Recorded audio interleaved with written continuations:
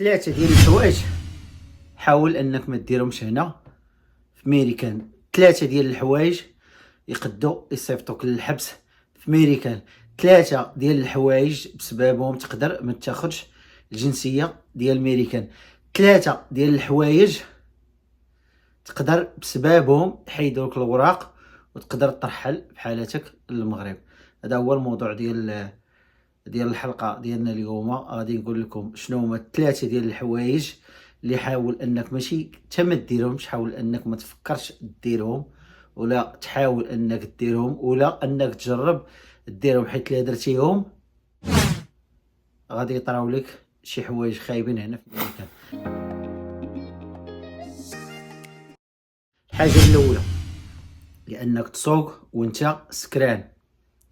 تمشي مثلا شي صحاب كيعيطوك يقول لك اجي قصر معانا هاد الليله هادي، اجي نشطو، تمشي مع راسك نتايا وتنشط مع صحابك وترولاكسا معاهم وتهافي واحد الفان جود تايم، زعما كاينه واحد الوقت زوين تنشط معاهم وتسكر ودير داكشي اللي بغيتي دير. ومنين تسالي تشد السويرتات وديرهم في الكونتاكت وتورك معلم.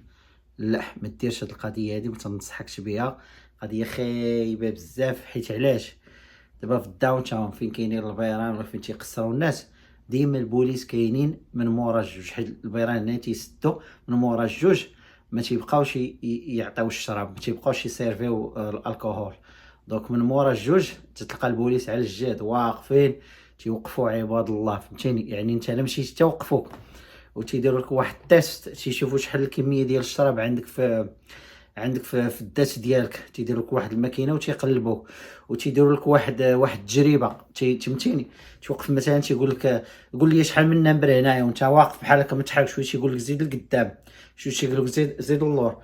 المهم خلاصه الكلام هو انه تيديروا لك واحد التيست تيشوفوا واش انك في كامل قواك العقليه ولا لا، حيت تيطراو بزاف ديال المصائب وبزاف ديال الكوارث، الناس يموتوا بسبب انه شارب وسكران.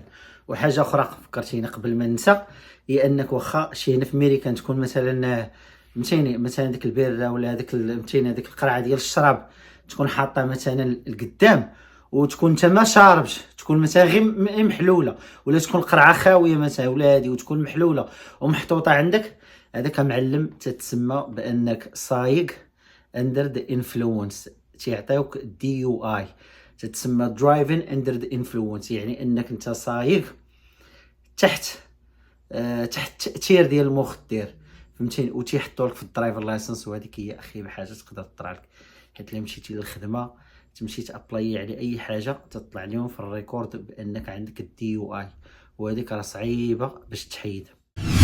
الحاجه الثانيه هي انك مثلا لو وقفك بوليسي ولا وقفك مثلا شي فهمتيني شي واحد خدام مع الحكومه الكبيره مع الفيدرال ولا هادي وسولوك فهمتيني وكذبتك، مثلا وقفك البوليسي في ستوب ساين بالطوموبيله، ولا وقفك مثلا غادي على رجليك وكذبتي مثلا في اي حاجه كذبتي عليه فيها، هذيك تقدر تمشي فيها للحبس، حيت تسمى بانك كذبتي على فهمتيني كذبتي على شي واحد تيمثل السلطه هنايا.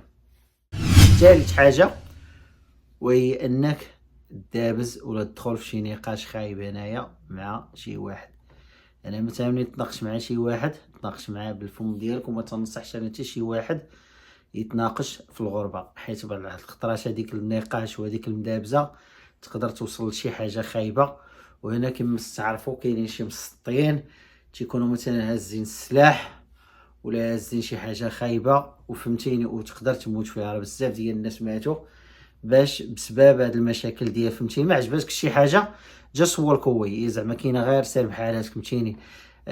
بالليل مثلا ما تمشيش لهذوك البلايص الخايبين، البلايص الخطره مثلا والبلايص الخايبين دوك تيكون فيهم شويه ديال الاجرام، خصوصا مثلا الجو ديال الداون تاون بحال الشكل دابا ديال نيويورك.